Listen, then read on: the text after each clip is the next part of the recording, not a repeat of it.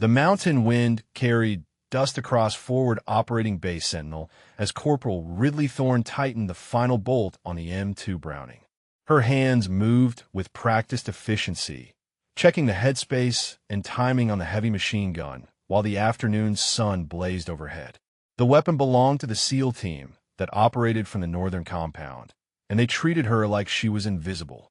Just another logistics marine, another wrench turner, another body filling a billet that kept the real warriors supplied and equipped. She heard boots on gravel before she saw them. Commander Jackson Steele led his team across the motor pool, their uniforms still dusty from the patrol that had limped back an hour ago. 3 of his men walked with visible injuries, one with his arm in a hasty sling, another with field dressing visible beneath his torn sleeve. Ridley kept her eyes on her work, but her peripheral vision tracked everything.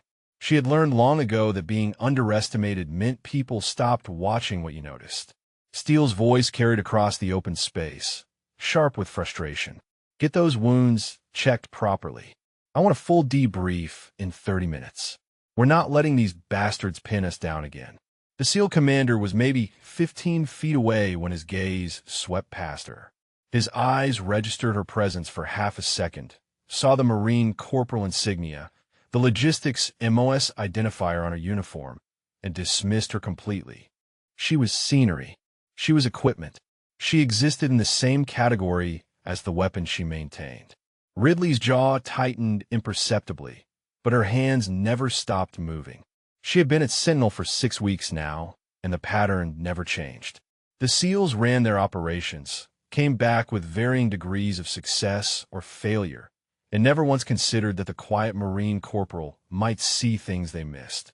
Staff Sergeant Okoye had warned her on day 3. They're good men, he had said, but they've got blinders on. You know how it is. She didn't know. She had known her entire life. Before we continue with Ridley's story, drop a comment and let us know what state you're watching from. Maybe you know someone who served or is currently serving in the military. The sun dropped lower, painting the mountains in shades of amber and shadow. Ridley finished her work on the Browning and moved to the next item on her maintenance log, a rack of M4 rifles that needed cleaning and function checks. Her hands moved automatically through the familiar process while her mind worked on a different problem entirely. 3 wounded this patrol. 5 wounded 2 days ago. 8 wounded the week before that. The enemy had established a sniper network in the surrounding mountains, and the SEAL team couldn't seem to locate them. She had noticed the pattern on day 4. The bullet trajectories, the timing of shots, the way certain ridgelines stayed quiet while others erupted with precision fire. Her father had trained her to see these things before she could properly ride a bicycle. Master Gunnery Sergeant Vincent Thorne had been legendary in the Marine Corps, a sniper whose skills had saved countless lives across 3 combat deployments. He had taught his daughter everything, turned their weekend hunting trips into tactical exercises, made her calculate windage and elevation before she understood algebra. Ridley's hands stilled on the rifle she was cleaning. The memory rose unbidden, sharp and painful despite the years. Her father's last mission, the one where his spotter had been killed in the first minute and he had held a position alone for 16 hours against an enemy counter-sniper team. He had saved his unit, eliminated 7 enemy combatants, and died from his wounds 3 hours after extraction. She had been 19, already enlisted, already trained to a level that would have shocked her instructors if she had ever demonstrated it. She had never demonstrated it. After her father died, she had requested logistics. She had hidden every skill he had given her, buried the talent that might have made her father proud, because using those skills meant facing the same dangers that had taken him from her. The evening call to prayer drifted across the valley from distant villages. Ridley secured the cleaned rifles and logged her work, then walked to the edge of the compound where the barriers gave way to observation points. She stood in the fading light and looked at the mountains, her eyes tracing ridgelines and calculating distances without conscious thought. 2,000 meters to the northern ridge, 1,800 to the eastern peaks, 2,200 to the high ground southwest of the base. She knew where the enemy snipers were. She had known for weeks. And she knew that the SEAL team was looking in all the wrong places, that their next operation would fail just like the last 3 had failed, and that more men would come back wounded or worse. Her hand unconsciously touched the small compass she wore on a chain beneath her uniform. Her father's compass, the one he had carried through every deployment. He had given it to her 2 weeks before his final mission. "You got the gift, Ridge," he had told her, using the nickname only he ever used. "You see what others miss. Don't ever waste that. Don't ever hide what you are." But she had hidden it. For 5 years, she had hidden it, and men were dying because of her silence. The operations briefing room hummed with tension 3 days later. Ridley was not supposed to be there, but Staff Sergeant Okoye had asked her to deliver replacement communication equipment, and she had arrived just as Commander Steele began his debrief. She set the equipment down quietly near the door, intending to leave immediately, but Steele's words froze her in place. "We lost Petty Officer Morrison this morning," Steele said, his voice tight with controlled rage. "Sniper round through the upper chest during what should have been a routine patrol. He died before the medevac could even get airborne." The room fell into heavy silence. Ridley's breath caught in her throat. She had seen Morrison 2 days ago, had helped him troubleshoot a malfunctioning optic on his rifle. He had been 23 years old, engaged to be married, carrying photos of his fiancée that he showed to anyone who would look. Lieutenant Vasquez leaned forward over the tactical map, spread across the table. "Sir, we've been over this terrain a dozen times. Our sniper team has swept every likely position. We can't find them because they're moving constantly, changing positions after every shot." Steele slammed his hand on the table. "Then we change our approach. I want surveillance on every ridgeline within 3,000 meters. I want drones up 24/7. I want these bastards found and eliminated." Ridley's eyes went to the map. Even from the doorway, she could see the marks indicating suspected enemy positions. They were wrong. All of them. The SEAL intelligence team had focused on the obvious high ground, the positions that any competent sniper would use. But whoever was running the enemy network was better than competent. They were using dead space, using terrain features that created optical illusions, using the sun angles and thermal layers to mask their signatures. She knew this because her father had taught her to think like a prey animal thinks, to find the places where predators hide, not by looking for the predators, but by understanding the psychology of the hunt. The enemy snipers were not where they should be. They were where no one would think to look. Petty Officer First Class Chun spoke up, his young face eager despite the grim circumstances. "Sir, what if we set up bait? Draw them out, make them take a shot so we can trace the trajectory?" Steele considered this. "Using our own people as bait is not something I want to authorize, but we may not have a choice. They're bleeding us dry, one casualty at a time." Ridley's hand tightened on the doorframe. The words rose in her throat unbidden, the analysis she had been carrying for weeks demanding to be spoken. She took one step forward, then another, drawn by something stronger than her fear or her trauma or her desire to remain invisible. "Sir," she said quietly. Every head in the room turned toward her. The expressions ranged from surprise to irritation to outright dismissal. Steele's eyes narrowed.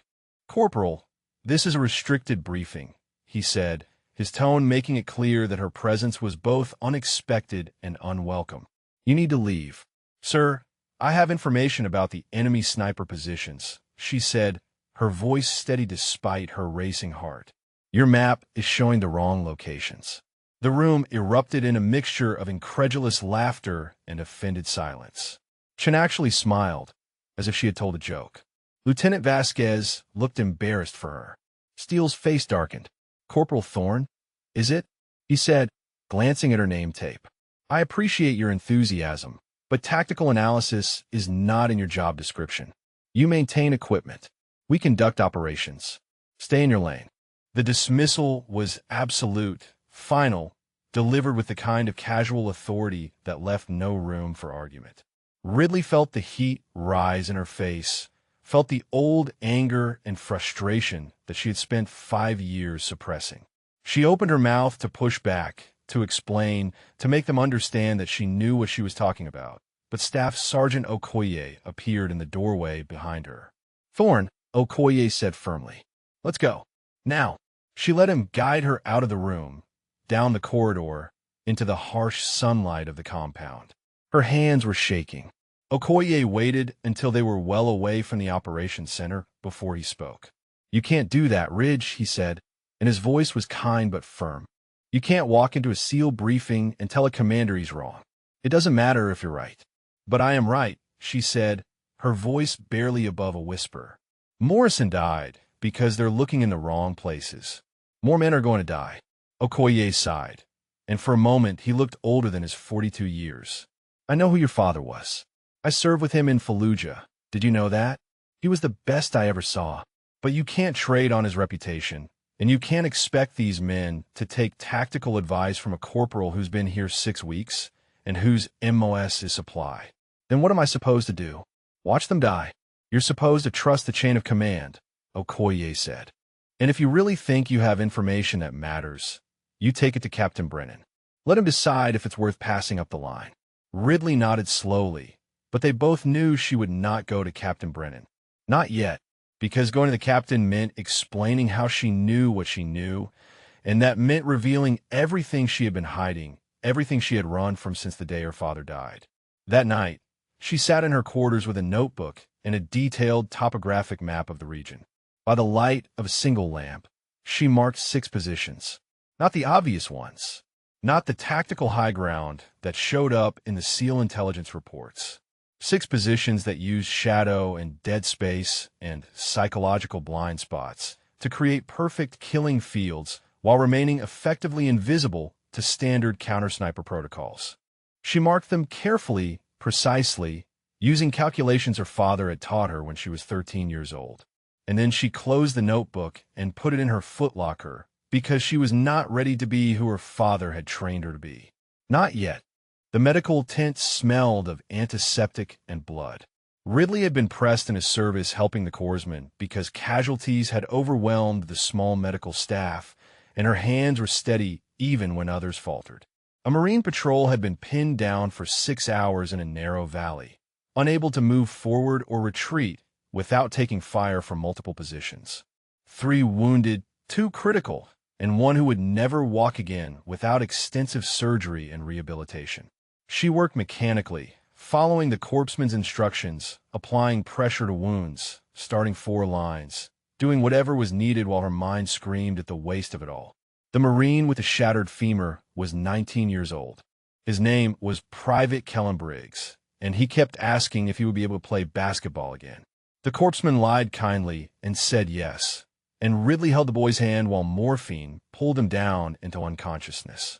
When the medevac helicopters finally lifted off into the darkening sky, she stood outside the medical tent and stared at her hands.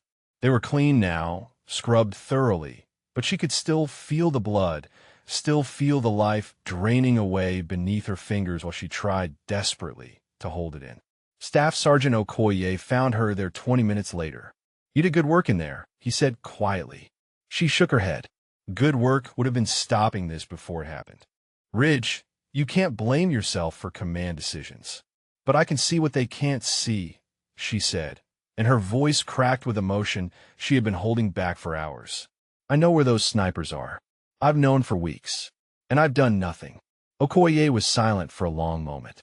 Then he sat down on the bench beside her, his weathered face thoughtful in the fading light. "Tell me about your father," he said. "Tell me about the last time you saw him." The question caught her off guard. She had not spoken about that day to anyone, not in 5 years. But something in Okoye's tone, something in the kindness mixed with understanding, opened the gates she had kept so carefully locked. "He was excited about the mission," she said softly. "They had intelligence on a high-value target, and his team was tasked with Overwatch. He called me the night before they went out, told me he loved me, told me to keep practicing, told me I had more natural talent than he had ever seen. He said when he got back, we would go to the range together, and he would show me some new techniques he had been developing."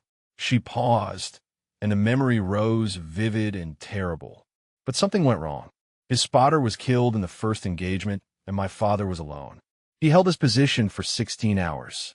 16 hours alone against an enemy counter-sniper team that had been specifically deployed to take him out. He saved 43 Marines that day.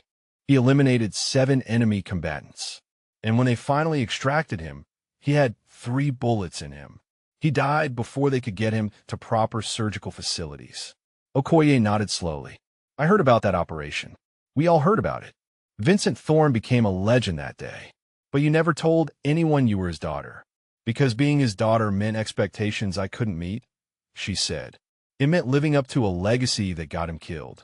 After he died, I couldn't pick up a rifle without seeing him, without feeling like I was walking the same path that led to his death. So I ran from it. I requested logistics, I buried every skill he taught me, and I pretended to be someone I'm not. And now men are dying because of it. The words hung in the air between them, brutal in their simplicity and truth. Ridley felt tears on her cheeks and did not bother to wipe them away. Your father died doing what he was born to do, Okoye said. He died saving lives. And right now, you have the same skills, the same gift, and you're watching people die because you're afraid of becoming him. Do you think that honors his memory? Do you think he trained you, taught you everything he knew, so you could hide in a motor pool and maintain weapons other people use? The words struck like physical blows, each one finding the raw places in her heart she had been trying to ignore. She wanted to argue, to defend her choices, to explain that her fear was justified and reasonable and human. But she could not because Okoye was right. Inside the operations center, she could hear raised voices. The SEAL sniper team was arguing again, their frustration boiling over into open conflict. Lieutenant Vasquez was advocating for a new approach. Petty Officer Chun was insisting they needed better intelligence. Commander Steele was demanding results and getting excuses. They're planning another operation, Okoye said. Tomorrow morning, before dawn. They're going to try to flank the enemy positions and come at them from an unexpected angle. They'll fail, Ridley said quietly. The enemy has overlapping fields of fire set up specifically to counter flanking maneuvers. Whoever is running their sniper network understands military tactics better than Steele wants to admit. Then you need to tell someone who can stop them. She looked at him, and for the first time in 5 years, she felt the weight of her father's legacy not as a burden, but as a responsibility. Private Briggs would never play basketball again. Petty Officer Morrison would never marry his fiancée. How many more would die while she hid from who she was meant to be? I need to see Captain Brennan, she said. Tonight. Okoye smiled. It was the first genuine smile she had seen from him since the casualties had started mounting. I'll arrange it. But Ridge, when you walk into that room, you need to be ready to commit. You need to be ready to show them who you really are. No more hiding. She nodded, feeling something shift inside her, some fundamental realignment of purpose and identity. Her father's compass pressed against her chest beneath her uniform, warm from her body heat, a tangible reminder of everything he had taught her and everything he had believed she could become. The night wind picked up, carrying the scent of dust and distant smoke. Somewhere in the mountains, enemy snipers were preparing for tomorrow's engagement, confident in their invisibility, secure in their deadly craft. They did not know that Ridley Thorne existed. They did not know that Vincent Thorne's daughter had finally decided to stop running. They were about to find out. Captain Brennan's office was sparse and functional, maps covering every available wall surface, intelligence reports stacked in careful piles across his desk. He looked up when Okoye and Ridley entered, his weathered face showing the strain of command in a forward operating base that was hemorrhaging personnel to an enemy they could not seem to locate or neutralize. Staff Sergeant, Corporal, he said, gesturing to the chairs across from his desk. Okoye said this was urgent. I hope you have something that justifies pulling me out of the operations planning session.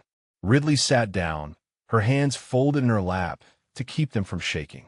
She had rehearsed this moment during the walk across the compound, but now that she was here, the words felt inadequate and presumptuous. She was a corporal. She was logistics. She was nobody. But she was also Vincent Thorne's daughter. Sir, my name is Corporal Ridley Thorne, she began, and she saw the flicker of recognition in Brennan's eyes at the surname. I'm the daughter of Master Gunnery Sergeant Vincent Thorne. My father trained me in advanced marksmanship and counter-sniper operations from the time I was 8 years old. I have been observing the enemy sniper activity since I arrived at this base 6 weeks ago. I know where they are positioned, and I know why the SEAL team cannot locate them. Brennan leaned back in his chair, his expression carefully neutral. Those are significant claims, Corporal. Why am I only hearing about this now? Why didn't you bring this to your chain of command when the casualties started mounting? Because I've been hiding for what I am for 5 years, sir, she said, and the honesty of it felt like cutting away dead tissue to expose healthy flesh beneath. After my father was killed, I couldn't handle the idea of following in his footsteps. I requested logistics because I thought I could bury my skills and be safe. But men are dying because of my cowardice, and I can't live with that anymore. The captain studied her for a long moment, then turned to Okoye. You served with her father. What's your assessment? Vincent Thorne was the most gifted sniper I ever encountered, Okoye said. If he trained his daughter personally, and if she inherited even a fraction of his ability, she could be exactly what we need. But sir, there's more at stake here than capability. Commander Steele has made it clear he doesn't want input from junior enlisted personnel, especially not from a female Marine in a support role. If you authorize her involvement, it's going to create friction. Brennan nodded slowly, then stood and moved to the large topographic map mounted on his wall. Show me, he said to Ridley. Show me where you think the enemy snipers are positioned. She rose and approached the map, pulling her notebook from her cargo pocket. Her finger traced the terrain features as she spoke, her voice growing steadier with each word. The SEAL intelligence team has been focusing on the high ground here, and here. Those are the obvious positions, the ones any trained sniper would use. But the enemy isn't using obvious positions. They're using dead space and optical illusions. She marked 6 locations on the map with careful precision. Position 1 is in this depression on the northern ridge. From ground level, it appears to be a shadow, but it provides a perfect sight line to the main approach routes. Position 2 uses thermal layering from this rock formation to mask heat signatures. Position 3 is brilliant because it's actually lower than the surrounding terrain, which means standard surveillance sweeps right over it. She continued through all 6 positions, explaining the tactical reasoning behind each placement, the sight lines they controlled, the overlapping fields of fire they created. Brennan listened without interrupting, his experienced eyes following her analysis with growing interest. When she finished, he was quiet for several heartbeats. Then he turned to face her directly. If you're right about these positions, why haven't our drones spotted them? We've had aerial surveillance over this entire sector for weeks. Because they're not trying to hide from aerial surveillance, sir, she said. They're hiding from ground-level observation. The positions I've identified are almost invisible from our vantage points on the base, but they're partially exposed from above. The problem is that our drone operators have been looking for standard sniper positions, not unconventional ones. They're searching for what they expect to find rather than what's actually there. Brennan returned to his desk and pulled up the most recent drone footage on his laptop. He scrolled through several minutes of video, then stopped and enlarged a section. His expression shifted. There, he said, pointing at the screen. That shadow pattern in the northern depression. I dismissed it as geological features, but if someone was positioned there with proper camouflage. It's position 1, sir, Ridley confirmed. I've watched that location for 3 weeks. The shadow moves slightly during morning and evening transitions. Geological features don't move. The captain closed his laptop and looked at her with an intensity that made her feel simultaneously evaluated and understood. Corporal Thorne, I'm going to be direct with you. Commander Steele is planning a major operation for tomorrow morning. He's convinced that flanking the suspected enemy positions will allow his team to locate and neutralize the sniper network. Based on what you've shown me, I believe his operation will fail catastrophically and will result in multiple casualties. Yes, sir, she said quietly. I also believe that if I try to stop his operation based on intelligence from a corporal he's already dismissed, he will push back through official channels and we'll waste precious time while more people die. So I'm going to ask you a question, and I need you to answer honestly. If I give you authorization and resources, can you neutralize those 6 enemy positions? The question hung in the air like a physical weight. Ridley felt her heart hammering against her ribs, felt the ghost of her father's hand on her shoulder, felt the accumulated weight of 5 years of hiding and denial pressing down on her. This was the moment. This was the choice between who she had been pretending to be and who she actually was. "Yes, sir," she said, and her voice did not waver. "I can stop them. All 6 positions. I'll need my father's rifle for my personal storage, proper ammunition, and an elevated position with clear sight lines. Give me those things, and I'll end this." Brennan studied her face for another long moment, then nodded decisively. "Staff Sergeant Okoye, you're going to facilitate Corporal Thorne's access to whatever she needs. I'm authorizing her to engage enemy targets as a designated marksman under my direct command. This stays between us until the operation is complete. Commander Steele's mission goes forward as planned, but Corporal Thorne will be providing overwatch. If she's right about those positions, she'll have the opportunity to prove it. If she's wrong, the SEAL team will handle it their way." He turned back to Ridley. "Corporal, I knew your father. He saved my life in Ramadi in 2006. I've spent 15 years wondering if I could ever repay that debt. Maybe this is how. Don't make me regret trusting you." "You won't, sir," she said. As they left the captain's office, Ridley felt the night air on her face and realized she was no longer afraid. The path forward was clear now, illuminated not by certainty, but by purpose. Tomorrow morning, when the SEAL team moved into position and the enemy snipers prepared to add more names to their kill count, Ridley Thorne would be waiting. Her father had trained her for this. Her entire life had been preparation for this moment, and she would not fail. Dawn broke over the mountains in shades of crimson and gold. Ridley had not slept. She had spent the night in the armory with her father's rifle. The custom M40A5 he had built himself, each component selected and tuned to perfection. Her hands moved over the weapon with reverence and familiarity, checking every mechanism, every adjustment, feeling the balance and weight that she knew as well as her own heartbeat. The rifle still smelled faintly of gun oil and the particular blend of cleaning solvent her father had always used. She had kept it in storage, wrapped carefully, unable to use it but unwilling to let it go. Now it felt alive in her hands, an extension of her will and her father's legacy combined into precision-engineered steel and wood. Staff Sergeant Okoye entered the armory carrying ammunition boxes and spotting equipment. "You ready for this, Ridge?"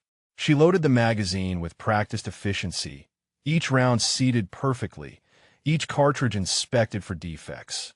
"I've been ready for this my whole life. I just forgot for a while." The SEAL team was assembling in the staging area. Ridley could hear Commander Steele's voice carrying across the compound, confident and commanding as he gave final instructions to his men. They would move out in 2 columns, flanking the suspected enemy positions from the east and west, using the pre-dawn darkness to mask their approach. It was a solid plan based on faulty intelligence, and it would get people killed. Captain Brennan had positioned Ridley on the western observation tower, the highest point on the base with clear sight lines to all 6 actual enemy positions. She climbed the ladder with her rifle slung across her back, her body moving with efficiency born of countless training exercises. The tower was cramped and exposed, but it offered exactly what she needed. She set up her position as the sky lightened from black to deep blue. The spotting scope went on a stable tripod. Her rifle found its rest on a carefully placed sandbag.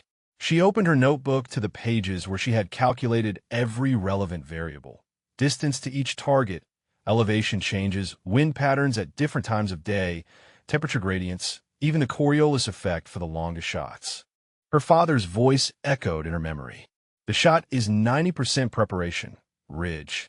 By the time you squeeze the trigger, the bullet is already on its way. You're just completing what you've already set in motion." The radio on her hip crackled to life. "All units, this is actual. Operation Shrike is go. I repeat, Operation is go. Move to Phase Line Alpha. Commander Steele's voice, controlled and professional. Ridley watched through her scope as the SEAL teams moved out, dark shapes flowing across the terrain with tactical precision. They were good, she acknowledged. They were highly trained, experienced, professional warriors. But they were about to walk into a killing field because they had looked for the enemy in all the wrong places. She tracked their progress, her scope sweeping across the terrain, checking and rechecking her marked positions. Position 1, the depression on the northern ridge. Position 2, the thermal mask behind the rock formation. Position 3, the low ground that surveillance had swept over. Position 4, 5, 6, all still and silent in the growing light. The SEAL teams reached Phase Line Alpha and began their flanking movement. Ridley could see exactly what would happen next. The enemy snipers would let them commit to the movement, would let them push deeper into the terrain where retreat became difficult, and then they would open fire from positions the SEALs had never suspected. Her finger rested lightly on the trigger guard, not on the trigger itself. Not yet. Wait for it. Wait for the moment when the trap springs and the enemy reveals themselves. Her father had taught her patience above all other skills. A sniper is a stone, he had said. The world moves around you. You do not move unless movement serves the mission. The first shot came at 06:15 hours. A sharp crack echoing across the valley, and through her scope Ridley saw one of the SEAL operators stumble and go down. The radio exploded with urgent voices. Contact! We have contact! Man down, man down! More shots followed in rapid succession. Position 1 had fired first, followed immediately by positions 3 and 5. The enemy sniper network had activated exactly as Ridley had predicted, their overlapping fields of fire creating a deadly crossfire that pinned the SEAL teams in place. Steele's voice cut through the radio chatter, hard and controlled despite the chaos. All units, fall back to Rally Point Bravo. Suppressive fire now, but there was nowhere to fall back to. Position 2 covered the eastern retreat route. Position 6 covered the western approach. Position 4 held the high ground that dominated the rally point itself. The enemy had planned this engagement with brutal efficiency, and the SEAL teams were caught in a perfectly constructed trap. Through her scope, Ridley saw another SEAL go down, then another. The radio traffic became desperate, professional calm giving way to barely controlled panic. They needed medevac. They needed air support. They needed extraction. But all of that would take time, and time was measured in casualties. Captain Brennan's voice came through on her dedicated channel, calm but urgent. Corporal Thorne, you are cleared hot. Engage at will. She had been waiting for those words. Her breathing slowed, her heart rate dropped, and the world narrowed to the precise circle of her scope. Position 1, the northern depression, 1,500 meters. She could see the muzzle flash from the enemy rifle, could calculate the exact location from the angle and the timing. Her father's training took over completely. Wind from a northwest at 8 miles per hour. Temperature 62 degrees and rising. Humidity low. Barometric pressure stable. The calculations flowed through her mind like water, each variable integrated into the final solution. She made microscopic adjustments to her scope, settled her cheek against the stock, and found that perfect stillness that exists between heartbeats. The crosshairs settled on a shadow that was not quite a shadow, on a shape that did not belong to the geology of the mountain. She exhaled slowly, her finger moving from the trigger guard to the trigger itself. The pressure increased gradually, steadily, until the rifle fired as if of its own accord. The recoil was familiar, comfortable, old friend returning after a long absence.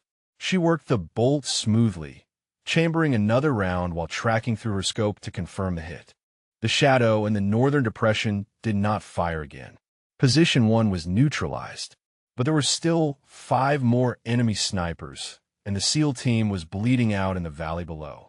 The real work was just beginning, and Ridley Thorne had 17 minutes to prove that Vincent Thorne's daughter was everything her father had trained her to be. The hunt had begun. Position 3 fired again, the low ground position that standard surveillance had missed completely.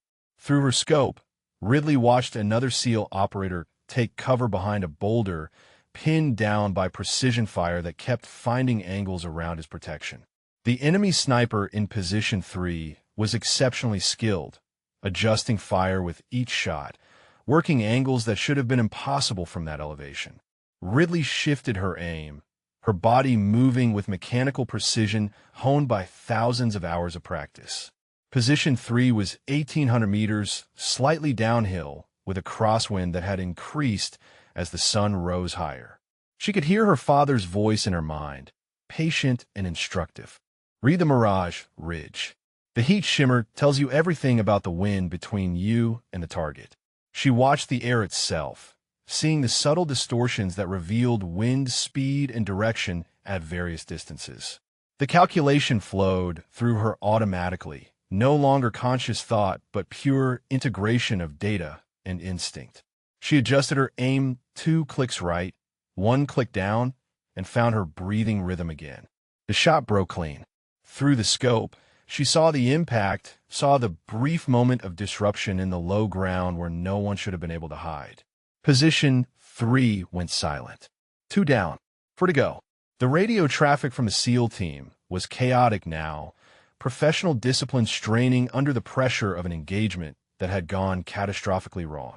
Lieutenant Vasquez was calling for immediate medevac. Petty Officer Chun was trying to organize suppressive fire against positions they still could not identify. Commander Steele's voice cut through the noise, hard with fury and desperation. Who is shooting? Who the hell is providing counter-sniper support? Captain Brennan's response was calm and deliberate. That's need to know, Commander.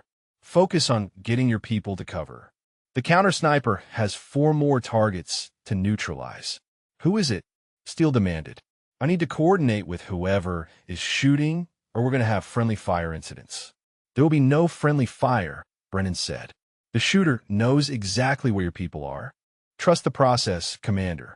Ridley tuned out the radio chatter and focused on position 2, the thermal mass behind the rock formation. This was one of the most sophisticated positions in the enemy network, using natural heat signatures from sun-baked stone to confuse thermal imaging. The sniper there had not fired in 90 seconds, which meant they were either relocating or had identified a threat and were going defensive. She watched the area with infinite patience, her eye tracking for any sign of movement, any disruption in the patterns of light and shadow. Her father had taught her that even the best snipers eventually make micro-movements that reveal their position. The human body cannot remain perfectly still. Breathing creates movement. Heartbeat creates movement. Eventually, everyone moves. There, the smallest shift in shadow angle, barely perceptible, but enough. Position 2 was 1,900 meters with significant elevation change, and that tricky crosswind that swirled unpredictably around the rock formation. This was a shot that required not just calculation but intuition, feeling the variables as much as computing them. She made her adjustments and waited for the wind to settle into a pattern she could use. 3 seconds. 5 seconds. The moment arrived, and she took it, the rifle firing at the precise instant when all variables aligned. The bullet flew true across 1,900 meters of mountain air and found its target. Position 2 ceased operations. 3 down, 3 to go, but the remaining enemy snipers were adapting. Position 4 suddenly opened fire, not at the SEAL teams, but at the base itself, rounds impacting near the observation tower where Ridley was positioned. They had triangulated her location from her muzzle signatures and were attempting to suppress her. Rounds snapped past the tower, close enough that she could hear their passage, close enough that concrete chips sprayed from impacts on the tower structure. She did not flinch, did not move from her position, because movement now would mean death for the SEALs pinned in the valley. Position 4 was 2,100 meters on elevated ground to the southwest, the longest shot she had attempted so far. The enemy sniper there was good, very good, walking rounds toward her position with systematic precision. She had perhaps 20 seconds before they found the range and made the tower untenable. Her hand stayed steady despite the incoming fire. Her breathing remained controlled. This was what her father had trained her for, this exact moment when skill and courage intersect and everything depends on absolute precision under maximum pressure. She found position 4 in her scope, calculated the shot variables with preternatural speed, and fired. The round struck home. Position 4 went dark. 4 down. 2 to go. The incoming fire stopped. The valley fell into an eerie quiet broken only by the sound of the wounded and the urgent radio traffic coordinating medical evacuation. The SEAL teams were beginning to realize that something extraordinary was happening, that they were being saved by someone they could not see, by a counter-sniper operating at a level few could achieve. But positions 5 and 6 remained active, and they were the most dangerous of all. These were the command positions, the ones occupied by the most experienced enemy operators, the ones who ran the entire network. Ridley could see them now, through her scope, could see the way they had positioned themselves to command the entire battlefield while remaining concealed from ground-level observation. Position 5 was 2,200 meters almost due east, using a natural depression that created perfect defilade from every approach angle except from high ground on the base itself. Position 6 was the farthest at 2,300 meters, positioned to provide overwatch for all other positions and to cover their retreat if the network was compromised. They knew she was hunting them now. They knew their network had been broken, and they were preparing to either engage her directly or extract before she could finish what she had started. Ridley had perhaps 3 minutes before they made their move. 3 minutes to end this before the enemy snipers vanished back in the mountains to rebuild their network and start the killing again. She breathed slowly, centered herself, and prepared for the 2 most difficult shots of her life. Her father's compass pressed against her chest, warm and solid, a reminder that she carried his skill and his spirit with her. She was not alone in this tower. She had never been alone. The enemy snipers in positions 5 and 6 were about to learn what it meant to face Vincent Thorne's legacy. Position 5 shifted, and Ridley caught the movement through her scope. The enemy sniper was preparing to relocate, recognizing that staying in position meant death. She had seconds to make a decision. Take a shot at a partially concealed moving target at 2,200 meters, or let them escape and potentially re-establish the network elsewhere. Her father's voice was clear in her memory. Moving targets require prediction, not reaction. You don't shoot where they are. You shoot where they're going to be. She tracked the movement, her mind calculating velocity and trajectory, factoring in the terrain features that would constrain the enemy sniper's route. There were only 2 paths that offered concealment during relocation, and one of them would expose the target for approximately 2 seconds as they moved between rock formations. She adjusted her aim to the gap, settling the crosshairs on empty space, trusting her prediction. The figure appeared exactly where she had calculated, moving fast and low, silhouette barely distinguishable from the surrounding terrain. Her finger pressed the trigger with smooth inevitability. The rifle fired. The bullet covered 2,200 meters in less than 3 seconds, arriving at the precise moment the target crossed the killing zone. Position 5 ceased movement. Permanently. 5 down. 1 to go. But position 6 was the ghost, the commander of the entire network, and they had been watching everything. They knew now that they faced a counter-sniper of extraordinary skill, someone who could read terrain and predict movement, someone who operated at a level that exceeded standard military training. Position 6 would not make the mistake of moving predictably. Through her scope, Ridley scanned the area where position 6 should be, searching for any indication of presence or intent. The position was 2,300 meters at the edge of her effective range, and the morning heat was creating mirage effects that made precise targeting difficult. She could see the terrain features she had marked in her notebook, the natural hide that provided concealment and multiple exit routes. But she could not see the sniper. The radio crackled with Captain Brennan's voice. "Corporal Thorne, what's your status?" "5 targets neutralized, sir. Position 6 is still active, but I've lost visual confirmation. Time is critical. The medevac birds are inbound in 8 minutes. If that last sniper is still active when they arrive, We'll have helicopters in the kill zone. Ridley felt the pressure of the timeline pressing down on her. 8 minutes. She needed to locate and neutralize a highly skilled enemy sniper who now knew they were being hunted, who had watched their entire network collapse around them, who understood that survival meant either killing her or escaping beyond her range. She forced herself to think like the enemy. Position 6 had two primary options: attempt a counter-sniper shot at her location, or extract using the terrain to mask their movement until they were beyond effective engagement range. The first option was high risk, but offered the chance to eliminate the threat. The second option was safer, but meant abandoning the network they had spent weeks establishing. Which would they choose? Her scope swept the terrain systematically, searching for the telltale signs that her father had taught her to recognize. The glint of optics, the unnatural straight line in an organic environment, the shadow that did not match the sun angle. But Position 6 was disciplined, experienced, and patient. They were not revealing themselves. Then she saw it, not the sniper directly, but the absence of something that should have been present. A small cluster of birds that had been feeding in the area near Position 6 were gone, scattered by something that had disturbed them. The birds had moved 90 seconds ago, which meant Position 6 was relocating, using the same timing that would allow them to reach dead space before she could react. She tracked backward from the disturbed area, calculating possible routes, eliminating options based on terrain analysis and tactical logic. There was one corridor, one narrow path that offered concealment while moving away from the engagement area. It required crossing a small gap between rock formations, maybe 10 feet of exposure, but it was the only viable extraction route. Ridley adjusted her position, angling her rifle toward the gap. This was not a shot she could calculate with precision. She did not know exactly when the target would appear, did not know their speed or posture, could only estimate based on tactical probability and experience.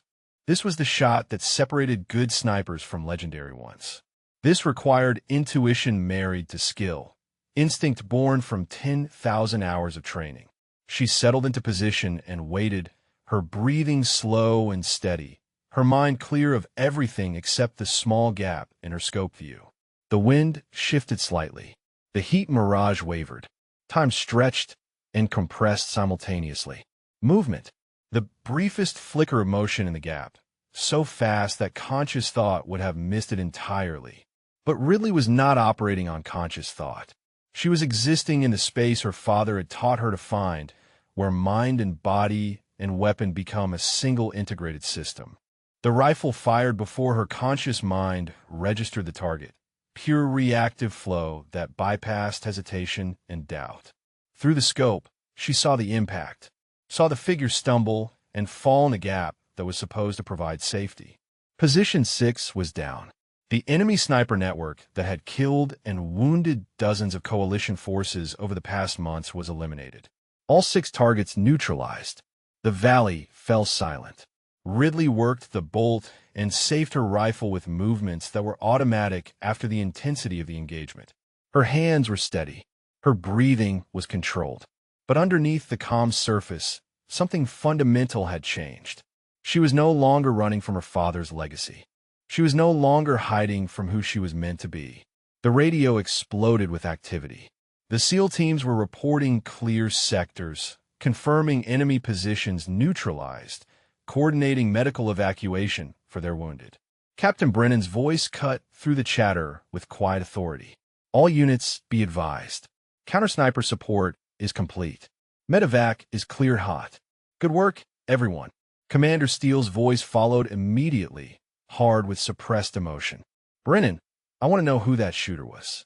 I want to know now. Her name is Corporal Ridley Thorne, Brennan said calmly. And you've been dismissing her for 6 weeks while she watched your operations fail because you wouldn't listen to anyone below your rank. She just saved your entire team, Commander. I suggest you adjust your assessment of what a logistics corporal is capable of. The radio went silent for several long seconds.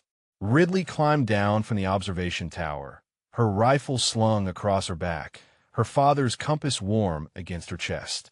She could see the SEAL teams in the valley beginning to move, evacuating their wounded, securing the area now that the threat had been eliminated.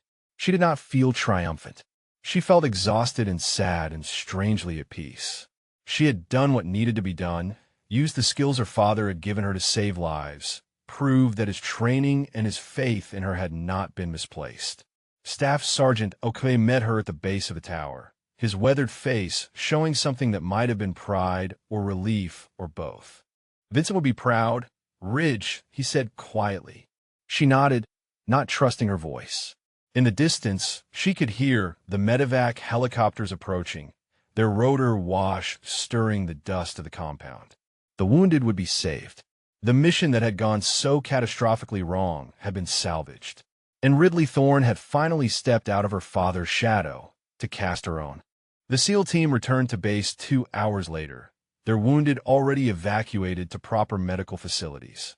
Ridley was in the armory cleaning her father's rifle when they found her, the methodical process of disassembly and maintenance giving her something concrete to focus on while her mind processed everything that had happened. Commander Steele entered first, his face unreadable, his tactical vest still showing the dust and grime of the operation. Lieutenant Vasquez and Petty Officer Chen followed close behind, along with 4 other team members whose names Ridley had never learned because they had never bothered to introduce themselves to the logistics corporal who maintained their equipment.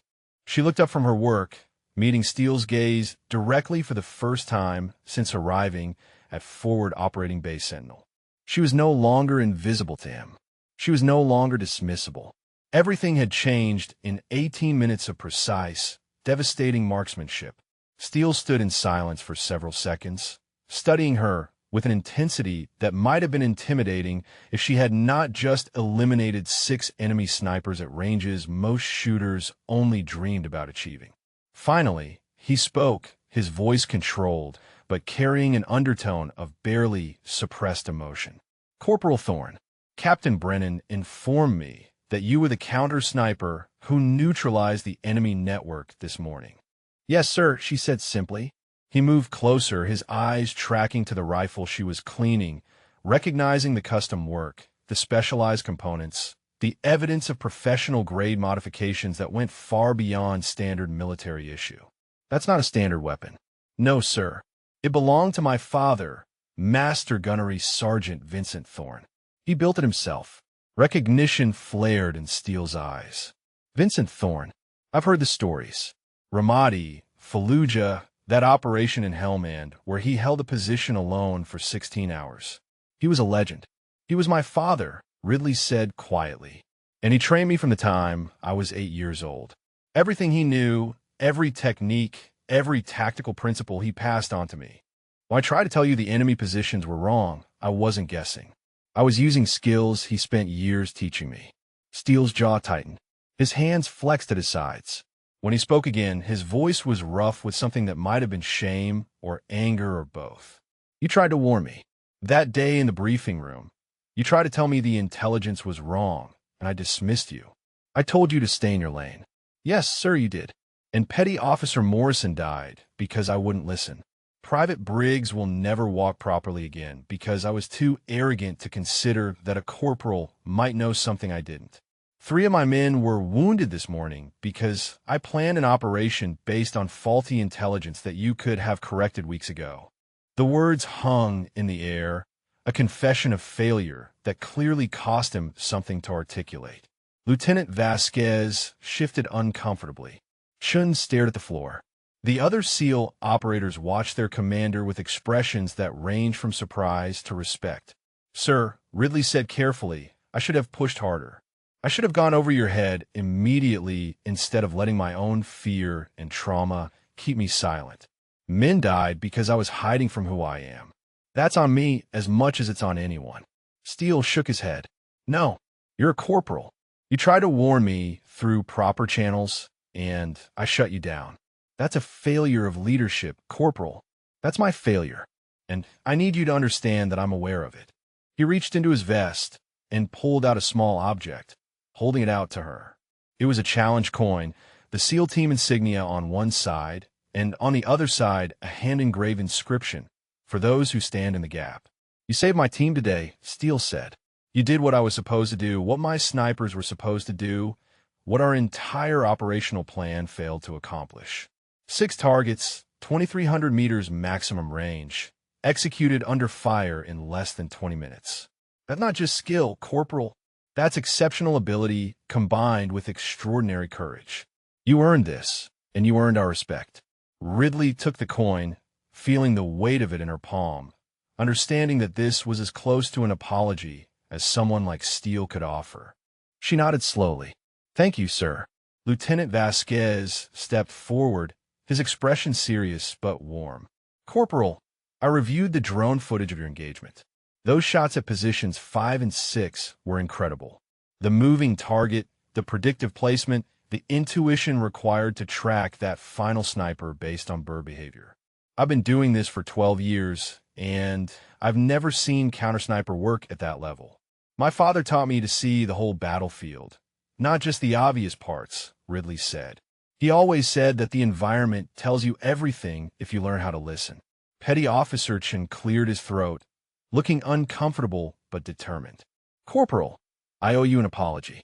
When you tried to help in that briefing, I laughed.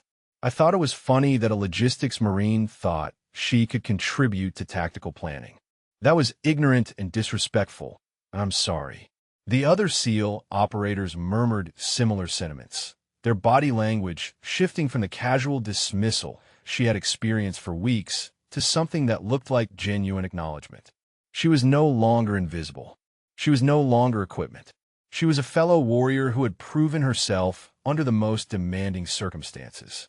But the validation, while meaningful, felt strange and hollow. She had not performed those shots seeking approval or recognition. She had done it because men were dying and she had the skills to stop it. The respect of the SEAL team was gratifying, but it did not erase the weeks of isolation, did not bring back Petty Officer Morrison, did not heal Private Briggs. Commander Steele seemed to read something in her expression. "You're angry," he observed. "I'm tired, sir," she said, "and I'm sad that it took something this dramatic to make you see me as competent. But mostly I'm just tired." "Fair enough," he said. "For what it's worth, Corporal, I'm going to make sure this never happens again. I'm recommending you for formal recognition, and I'm going to push for you to receive advanced counter-sniper training and official designation. You shouldn't be in logistics. You should be doing exactly what you did today." "With respect, sir, that's not your decision to make," Ridley said quietly. "I'll decide what roles I take and what training I pursue. But I appreciate the recommendation." Steele nodded, accepting the boundary she had drawn. He gestured to his team, and they filed out of the armory, leaving her alone again with her father's rifle and the challenge coin and the weight of everything that had happened. Staff Sergeant Okoye appeared in the doorway a few minutes later. "You handled that well," he said. "Did I?" She resumed, cleaning the rifle, her hands moving with automatic precision. "I feel like I should be happy or proud or something, but I just feel empty." "That's normal after your first real engagement," Okoye said. "You took 6 lives today, Ridge. That's not something that should be easy, regardless of the circumstances." She nodded, blinking back unexpected tears. "My father used to say that being a sniper means carrying the weight of every shot for the rest of your life. I understand now what he meant. He also said that some weights are worth carrying," Okoye reminded her. "You saved lives today. You honored his memory and his training. That matters." Outside, the afternoon sun beat down on the compound, indifferent to the drama and transformation that had unfolded. Ridley finished cleaning her rifle and secured it carefully. Tomorrow would bring new challenges, new decisions about who she wanted to be and what role she would play. But today, she had finally stopped hiding from her father's legacy. Today, she had become the warrior he had always known she could be. The following 3 days brought changes that rippled through forward operating base Sentinel like seismic aftershocks. Word of what Ridley had accomplished spread through the compound with the speed that only military gossip can achieve. Marines she had never spoken to sought her out to shake her hand. Officers who had previously looked through her as if she were furniture now stopped to acknowledge her presence. The transformation was disorienting and exhausting. Captain Brennan called her to his office on the 3rd day after the engagement. She entered to find not just the captain, but a Marine Corps colonel she did not recognize, a woman in her 50s with silver hair and the bearing of someone who had spent decades earning authority rather than demanding it. "Corporal Thorne, this is Colonel Patricia Hammond," Brennan said. "She's the commanding officer for Marine Corps sniper operations in this theater. She flew in specifically to speak with you." Hammond gestured to a chair and waited until Ridley sat before speaking. Her voice was measured and intelligent, carrying the weight of experience without arrogance.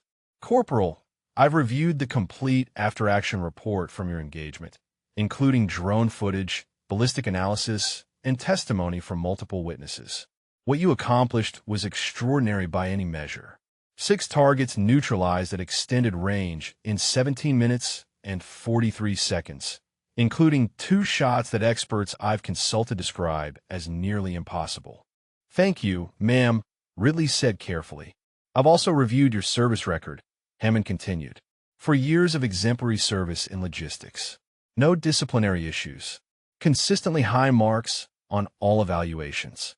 But nowhere in your file is there any indication that you possess the skills you demonstrated 3 days ago. So I have to ask, why have you been hiding this capability?" The question was direct and deserved an honest answer.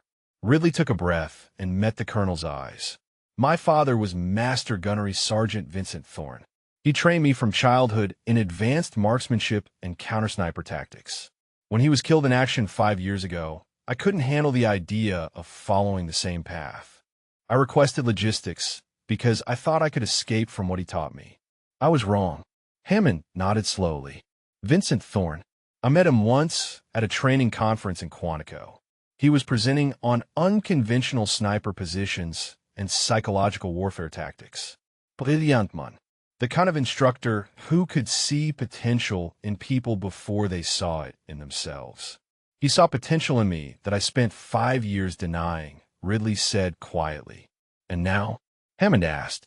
"Now that you've used those skills, now that you've proven yourself under combat conditions, what do you want to do?" It was the question Ridley had been wrestling with since the engagement ended. What did she want? The easy answer would be to embrace her skills fully, to pursue sniper designation and advanced training, to become the warrior her father had prepared her to be. But part of her still felt the trauma of his death, still carried the fear that walking his path meant accepting his fate. "I don't know, ma'am," she admitted. "I know I can't go back to pretending I don't have these skills.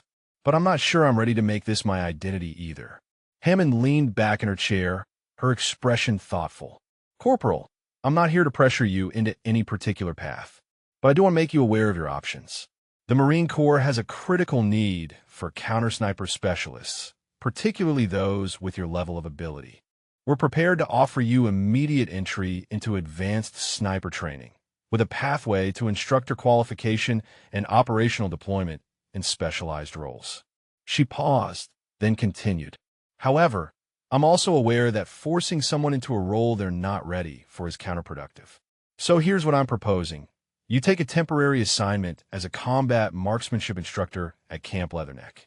You'll teach basic and intermediate shooting skills to deployed personnel, but you'll also have access to advanced training facilities and the opportunity to work with some of the best shooters in the Corps. You can develop your skills further while deciding what you want your career to look like. No pressure, no predetermined outcome, just opportunity." Ridley felt something shift inside her, a loosening of the tight knot of anxiety and uncertainty she had been carrying. This was not her father's path exactly. This was something adjacent to it, something that allowed her to use her skills while maintaining agency over her own future. "That sounds right, ma'am," she said. "I'd like to accept that assignment." "Excellent," Hammond said. "We'll process the orders immediately. You'll deploy to Leatherneck within 2 weeks.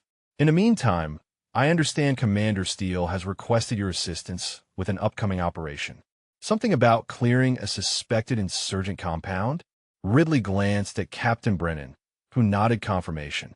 "The SEAL team has intelligence on a high-value target," he explained. "They want you to provide overwatch during the raid. Commander Steele specifically requested you by name." The irony was not lost on any of them. 3 weeks ago, Steele had dismissed her as irrelevant. Now, he wanted her as an integral part of his operational planning. The transformation was complete, at least in terms of how others perceived her. The more difficult transformation, the one happening inside her own mind, was still in progress. "I'll do it," she said. "When do they need me?" "Mission brief is tomorrow at 0800, Brennan said. "Steele wants you involved in the planning phase this time, not just execution." He's learned his lesson about dismissing valuable input. After the meeting ended, Ridley walked through the compound and found herself at the perimeter fence, looking out at the mountains where 6 enemy snipers had once operated. The landscape was beautiful in the late afternoon light, all golden in shadow, peaceful in a way that contradicted the violence it had recently contained. Staff Sergeant Okoye found her there, as he seemed to have a habit of doing. He stood beside her in comfortable silence for several minutes before speaking. "You're leaving, aren't you? Going to Leatherneck?" "Instructor position," she confirmed. "Colonel Hammond offered it, and it feels right. Not quite my father's path, but close enough that I can honor his memory without losing myself in it." "He would have approved," Okoye said. Vincent always believed in meeting people where they are, not where you think they should be. He understood that everyone's journey is different, even when the destination is similar. Ridley touched the compass beneath her uniform, her father's compass, the one that had guided her through childhood and training and loss, and finally, to this moment of clarity. She realized now that her father had never wanted her to be exactly like him. He had wanted her to be fully herself, using the skills he taught her in whatever way served her own truth. "Tell me about the mission tomorrow," she said. "What's the tactical situation?" Okoye pulled out a tablet and brought up satellite imagery of a compound in the mountains, about 15 kilometers from the base. "High-value target, multiple hostiles. Compound has natural defensive advantages that make frontal assault costly. Steele wants you positioned here." He indicated a ridgeline, providing overwatch and eliminating any enemy snipers or heavy weapons positions before his team goes in. She studied the imagery with professional focus, already calculating sight lines and distances, already planning her approach and positioning. This was what her father had trained her to do, and for the first time since his death, she felt no fear or guilt about embracing it. She was not replacing him. She was not becoming him. She was honoring him by being the best version of herself. "I'll need to scout that ridgeline tonight," she said. "Get a feel for the terrain, confirm the sight lines, make sure there are no surprises." "I'll arrange transportation," Okoye said. "And Ridge, I'm proud of you. Your father would be too." She nodded, not trusting her voice. In the distance, the sun touched the mountain peaks and turned them gold and crimson, painting the world in colors that spoke of endings and beginnings. Ridley Thorne had spent 5 years running from her inheritance. Now she was walking toward it, on her own terms, carrying her father's legacy forward in a way that was uniquely hers. The mission tomorrow would be another test, another opportunity to prove herself. But she was ready now, not because she had conquered her fear or resolved her trauma, but because she had learned to carry both while still moving forward. That was the real lesson her father had taught her, the one that went beyond marksmanship and tactics. Keep moving forward, even when the weight is heavy. Especially when the weight is heavy. Tomorrow would come soon enough. Tonight, she had preparations to make and a ridgeline to scout. The work continued, as it always did, and Ridley Thorne was finally ready to do it. The mission briefing room felt different this time. When Ridley entered at 0800, Commander Steele stood from his seat, and the other SEAL operators followed his lead. It was a small gesture, but the symbolism was unmistakable. She was no longer the invisible logistics corporal. She was part of the team.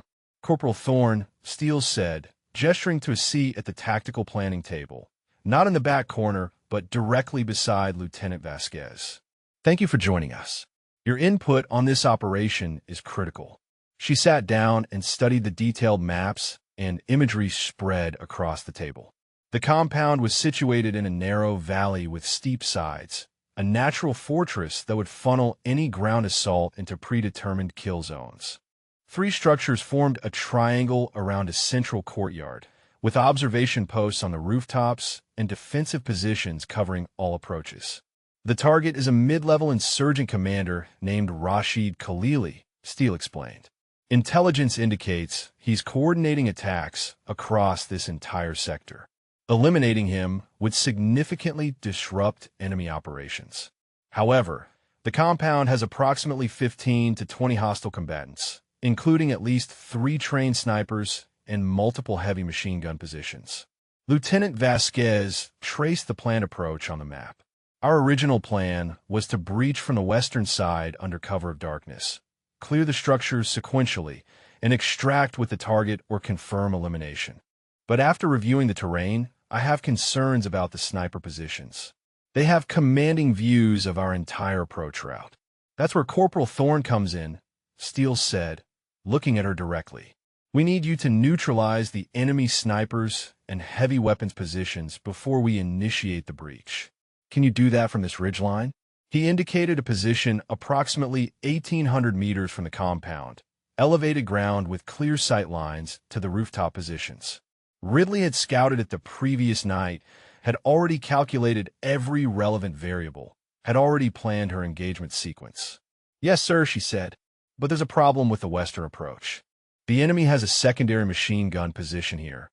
She pointed to a spot on the map that was not marked in the intelligence overlay. I observed it during my reconnaissance. It's concealed in a natural depression that your drones probably missed, but it provides interlocking fire with the rooftop positions. If you breach from the west, you'll walk directly into a crossfire. The room fell silent. Petty Officer Chun leaned forward to study the spot she had indicated. How do you know it's there? I saw the crew rotating positions during the evening watch change, Ridley explained. They're disciplined about concealment, but they had to move between positions, and the movement pattern indicated a fortified emplacement. I estimate it's a Russian PKM on a fixed mount with sandbag reinforcement. Steele exchanged glances with Vasquez. If she's right, our entire approach plan is compromised. We'd be walking into a killing field. I am right, sir, Ridley said quietly. And I can eliminate that position along with the rooftop snipers, but you'll need to adjust your breach point. The southern approach has better cover and avoids the PKM's primary field of fire. Show me, Steele said, and there was no skepticism in his voice now, only professional interest. She outlined her tactical assessment, pointing out dead zones in the enemy's defensive coverage, explaining sightline limitations based on the compound's architecture, identifying the optimal breach point that would minimize exposure while maximizing tactical surprise. The SEAL operators listened with full attention, asking intelligent questions, treating her input as valuable rather than dismissible. This changes everything, Vasquez said after she finished. If we adjust our approach based on her assessment, we cut our estimated casualties from possible to unlikely. Commander, I recommend we revise the operational plan. Agreed, Steele said. He turned to Ridley. Corporal, how long do you need to neutralize the priority targets? 5 minutes once you give me the green light, she said. 3 snipers on the rooftops, the PKM position, and any other heavy weapons I can identify from my position. I'll work from greatest threat to least threat, synchronized with your approach timing. Steele nodded, and for the first time since they had met, she saw something like genuine respect in his expression. Outstanding. We breach 5 minutes after you signal all clear. Lieutenant Vasquez, adjust the plan accordingly. Petty Officer Chun, coordinate with Corporal Thorne on communication protocols and target prioritization. The meeting continued for another hour, refining every detail, ensuring every contingency was covered. Ridley contributed throughout, her tactical knowledge no longer hidden or suppressed, but fully integrated into the planning process. The SEAL operators asked her opinion on angles and timing, listened when she identified potential problems, incorporated her suggestions into the evolving operational framework. When the briefing finally concluded, Steele asked her to remain while the others departed. He waited until the room cleared before speaking, his voice losing some of its command formality. Corporal, I need to say something.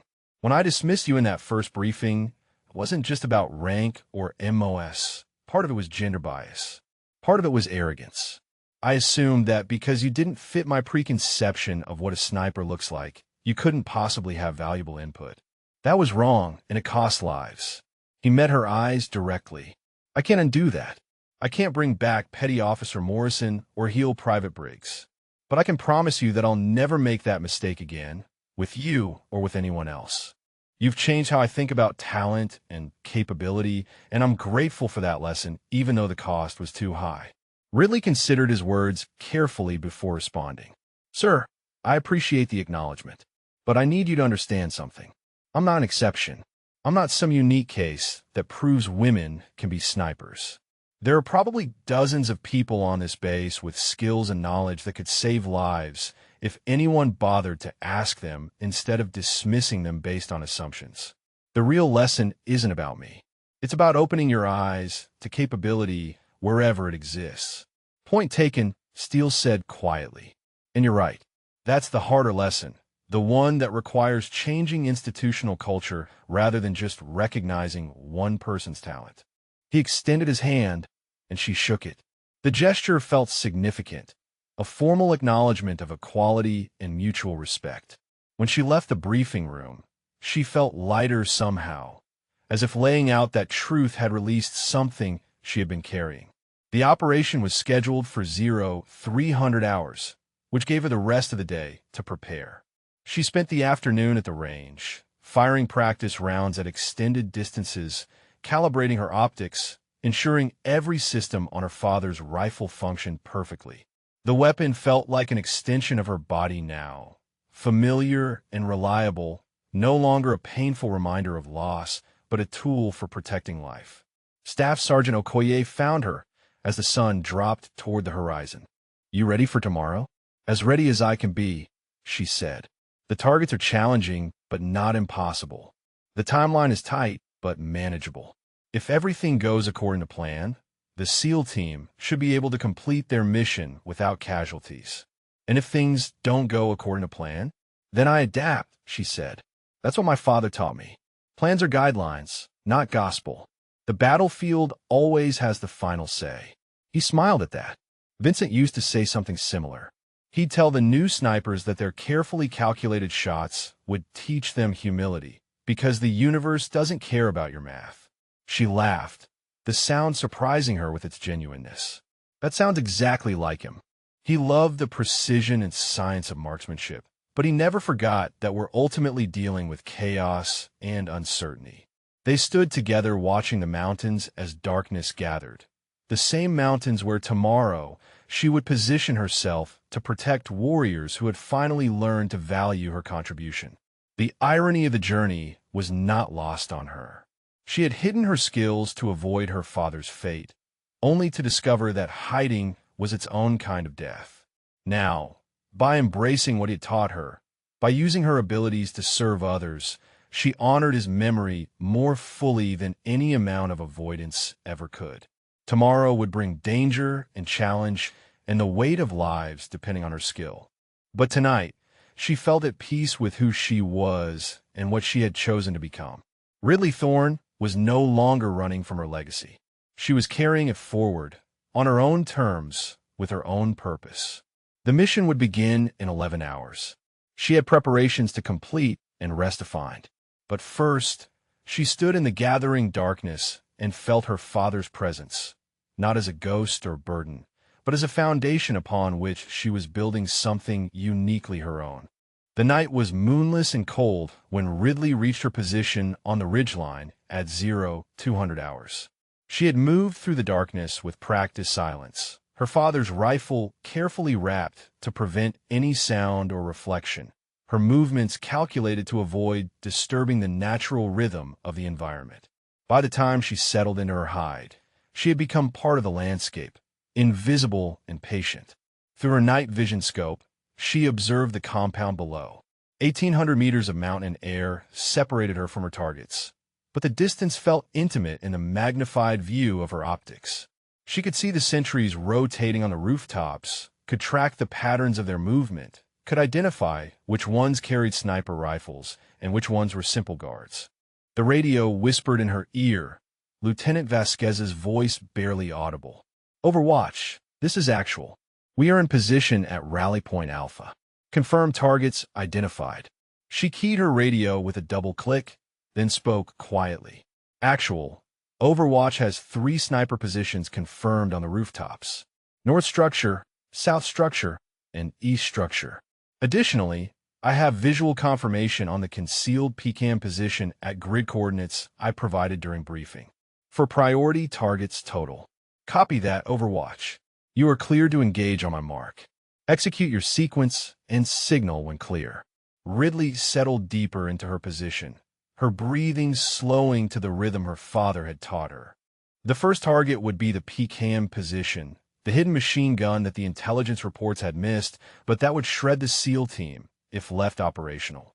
She found it in her scope, barely visible even with her training, a shadow within shadows that spoke of professional defensive emplacement. The calculation flowed through her mind automatically.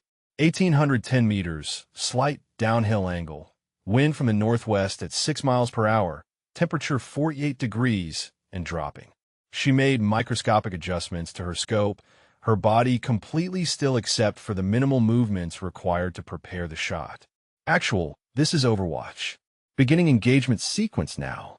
She exhaled slowly, found the space between heartbeats, and pressed the trigger. The rifle fired with familiar authority, the suppressed report barely louder than a cough in the vast darkness. Through her scope, she watched the impact, saw the PCAM position go suddenly chaotic as the crew reacted to their gunner's sudden death. She worked the bolt smoothly and shifted to target 2, the sniper on the north structure rooftop. He was alert now, aware that something had happened, but unable to identify the threat. His confusion lasted 3 seconds before Ridley's second shot eliminated him from the equation. Target 2 down. Target 3 was the sniper on the south structure, and he was already moving, professional instinct telling him to relocate after his partner's death. But Ridley had predicted the movement pattern, had identified the only covered position on that rooftop, and her crosshairs were already waiting when he arrived.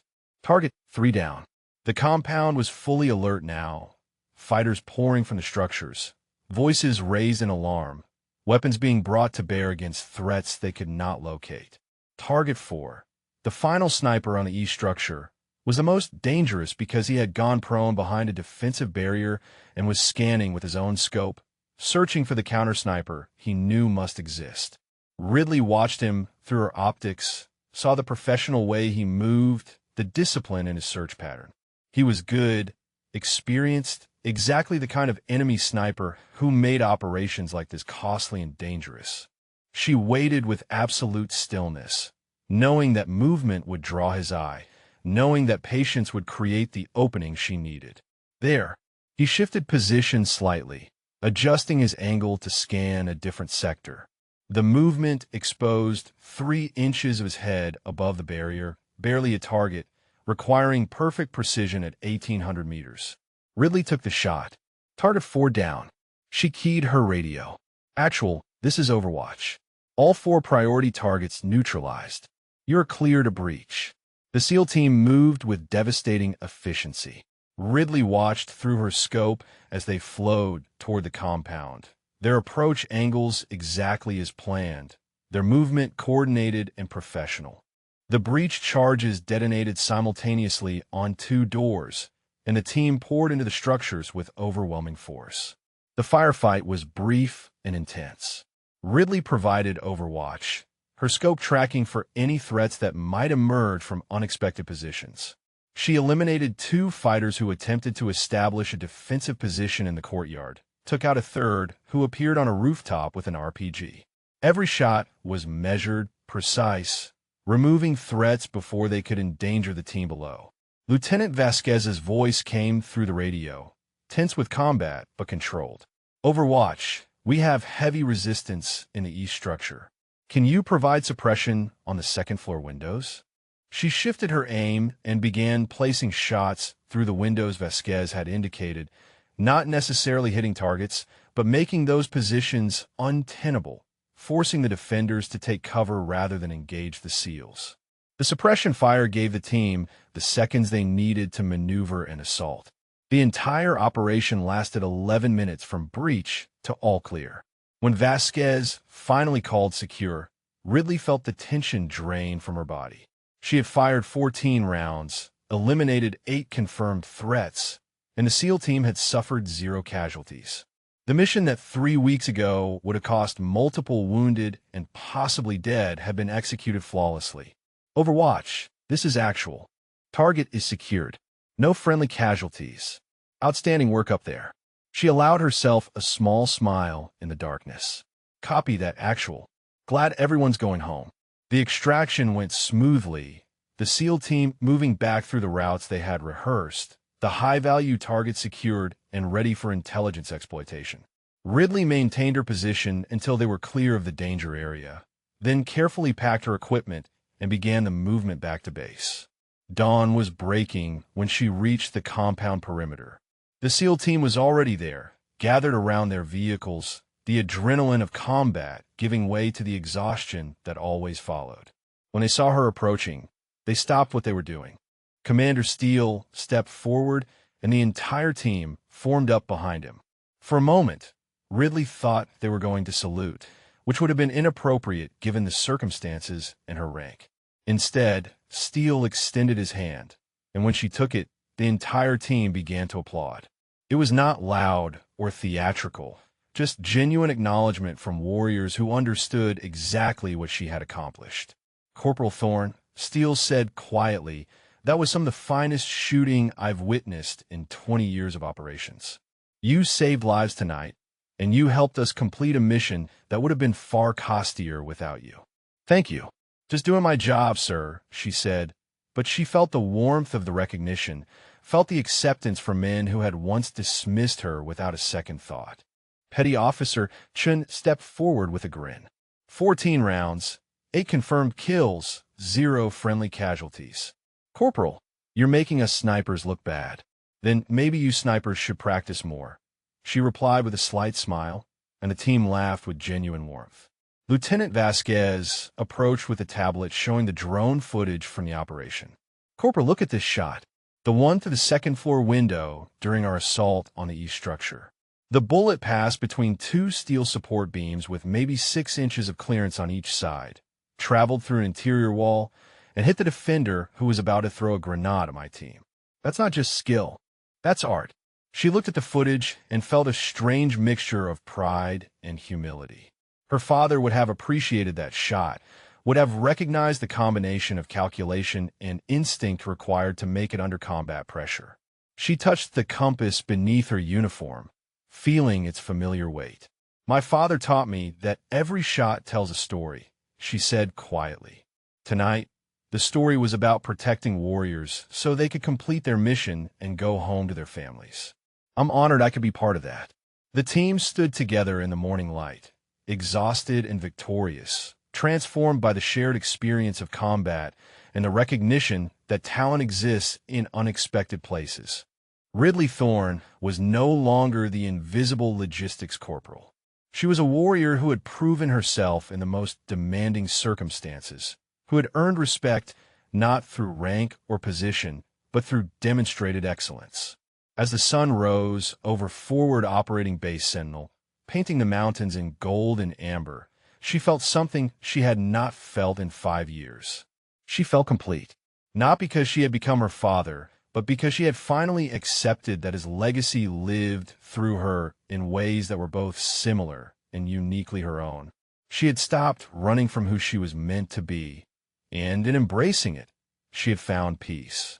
2 weeks passed in a blur of final preparations and unexpected ceremonies. Captain Brennan submitted Ridley for formal recognition, and the Marine Corps awarded her the Navy and Marine Corps Commendation Medal with Combat V for valor. The medal ceremony was small and professional, attended by the SEAL team and the base command staff, but the weight of it meant more than any grand spectacle could have provided. Commander Steele presented the medal personally, his words carefully chosen and genuine. Corporal Thorne demonstrated exceptional courage and skill under combat conditions, saving numerous lives and completing missions that would have otherwise resulted in significant casualties. Her tactical acumen and marksmanship represent the highest standards of the Marine Corps and the warrior ethos we all strive to embody. When he pinned the medal to her uniform, he added quietly, "You changed me, Corporal. You changed all of us. Thank you for that." The day before her departure to Camp Leatherneck, the SEAL team insisted on a small gathering in their operations area. It was informal and genuine, no speeches or formality, just warriors sharing a meal and acknowledging the bond forged through shared combat. Lieutenant Vasquez presented her with a custom patch they had designed, a crosshair superimposed over mountain peaks with the words "Silent Guardian" stitched beneath. "We had this made for you," Vasquez explained, "because that's what you were for us. The Guardian we didn't know we needed, operating in silence, keeping us safe when we were too stubborn to ask for help." Petty Officer Chin raised a cup in toast. To Corporal Thorne, who taught a bunch of arrogant SEALs that talent doesn't care about rank or expectations. "You're always welcome on our team, Corporal. Always." The gathering lasted into the evening, filled with the kind of easy camaraderie that only comes from mutual respect earned under pressure.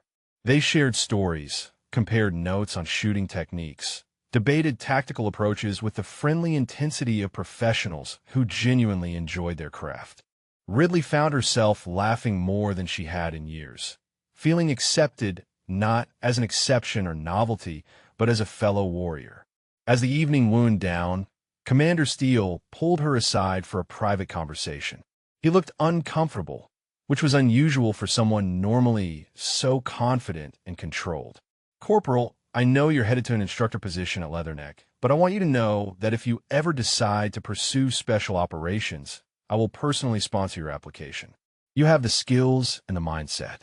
We could use someone like you." "I appreciate that, sir," she said. "But right now, teaching feels like the right path. My father was an incredible instructor. Some of his students went on to save hundreds of lives with the skills he taught them. I think I can honor his memory by following that example, by passing on what he gave me to the next generation." Steele nodded, understanding in his expression. "That's a worthy mission, Corporal. The Corps needs good instructors as much as it needs good operators. Maybe more, but the offer stands whenever you're ready." Her last morning at Forward Operating Base Sentinel arrived with clear skies and cool air. Staff Sergeant Okoye helped her load her gear into the transport vehicle, including her father's rifle carefully secured in its case. They stood together looking at the mountains one final time, the peaks where so much had changed for her. "You know what your father would say right now?" Okoye asked. She smiled. "He'd probably say something about how the real journey is just beginning, and that every ending is really a new starting point disguised as closure." Okoye laughed. "That sounds exactly like Vincent. He always had a quote or a life lesson ready. Sometimes it was annoying, but he was usually right. He will be proud of you, Ridge. Not because you became a great shooter. He already knew you would be that. He'd be proud because you found your own path, because you took what he gave you and made it yours. That's the real measure of a teacher's success."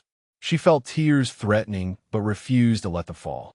"Thank you for everything, Sergeant. For believing in me, even when I didn't believe in myself. For pushing me when I needed pushing and supporting me when I needed support." He pulled her into a brief hug, the kind of embrace that speaks of deep respect and genuine affection. "You take care of yourself, Ridge. And remember, you're not carrying your father's burden anymore. You're carrying his gift. There's a difference." The transport ride to Camp Leatherneck took 6 hours across terrain that was alternately beautiful and desolate. Ridley spent the time thinking about the past weeks, about the transformation she had undergone, about the future that now felt full of possibility rather than dread. She was not running anymore. She was moving forward with purpose and clarity. Camp Leatherneck sprawled across the desert like a small city, bustling with personnel and activity. Colonel Hammond met her personally at the transport depot, her expression warm and welcoming. "Corporal Thorne, welcome to Leatherneck. Your reputation preceded you. Half the instructors here have heard about the counter-sniper who took out 6 targets in 18 minutes. You're going to be very popular." "I'm just here to teach, ma'am," Ridley said. "And you will," Hammond assured her. "But you're also going to learn. We have some of the best shooters in the world here, people with decades of experience and techniques you've never seen. Your father gave you an incredible foundation. Now we're going to help you build on it. The instructor quarters were simple but comfortable, with a small desk, a proper bed, and a window that looked out over the firing ranges. Ridley unpacked methodically, finding places for her gear, setting up her space. She placed her father's compass on the desk where she could see it, a reminder of where she had come from and who had helped her get here. That evening, she walked to the main rifle range and watched the sunset paint the desert in shades of copper and violet. Tomorrow, she would begin her new role, teaching marksmanship fundamentals to Marines who needed those skills to survive and complete their missions. It was not the path her father had walked exactly, but it honored his memory in ways that felt authentic and true.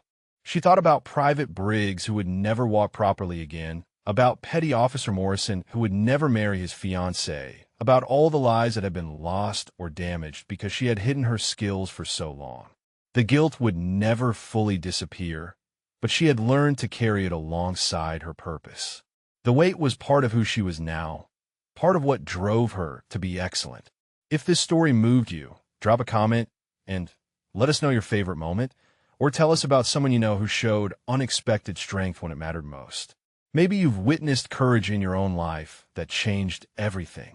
Ridley Thorne pulled out her notebook and began planning her first class, thinking about how to convey not just the mechanics of marksmanship, but the mindset required to use those skills ethically and effectively. Her students would learn about windage and elevation, about breathing and trigger control, about all the technical aspects of precision shooting. But they would also learn about responsibility, about the weight of every shot, about using violence as a last resort and executing it with precision when necessary. Her father had taught her that being a sniper was about more than hitting targets. It was about protecting those who could not protect themselves, about standing in the gap between chaos and order, about accepting the burden of taking life in service of preserving it. Those lessons had cost him everything, but they had given her a foundation that nothing could shake. The stars emerged overhead, brilliant in the clear desert air. Somewhere in those infinite points of light, she imagined her father watching, approving not because she had become exactly like him, but because she had become exactly who she needed to be. Master Gunnery Sergeant Vincent Thorne had trained his daughter well, and Corporal Ridley Thorne was finally ready to pass that training forward. The journey that had begun with hiding and fear had transformed into purpose and clarity. She was no longer running from her legacy. She was carrying it forward into a future she would help create, one student at a time, one shot at a time, one life saved at a time. The real work was just beginning, and Ridley Thorne was exactly where she needed to be.